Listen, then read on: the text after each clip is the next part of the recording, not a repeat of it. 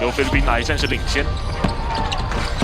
这一球给的实在太出色了，这一球要给 Abrientos。 Magandang araw mga kababayan.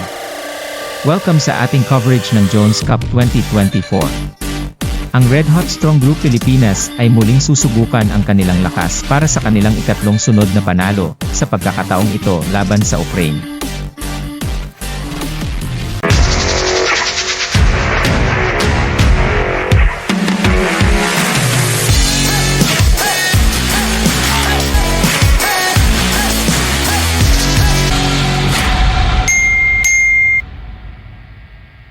Fresh mula sa isa na namang 20+ points na panalo, ang Strong Group Pilipinas ay umaasa na may pagpatuloy ang kanilang mainit na simula sa 43rd William Jones Cup sa pagtutuos nila laban sa Ukraine ngayong Lunes, July 15. Katulad ng kanilang opening day blowout laban sa United Arab Emirates, dinumina ng mga Pilipino ang Australia's BSBL Guardians mula simula hanggang wakas noong Linggo, July 14, na nagresulta sa isang komportableng 91-69 na panalo.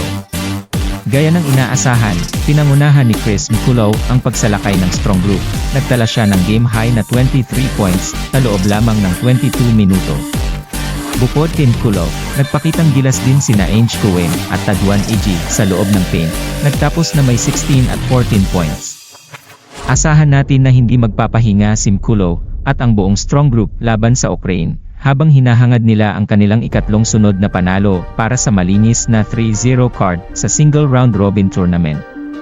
Samantala, hindi naging katapat ang mga Ukrainians sa Chinese Taipei Blue noong Linggo, kung saan sila ay natalo sa kanilang unang laban, 83-58. Isa lamang ang Ukrainian player na umabot sa double-digit scoring sa kanilang 25-point loss, si Rostislav Novitsky na nagtala ng 11 points. Huwag palampasin ang laban mamayang 5 PM. Huwag kalimutang mag-subscribe sa aming channel para sa mga live updates at iba pang balita sa Jones Cup 2024. Salamat sa inyong suporta at patuloy na pagsuporta sa Strong Group Pilipinas.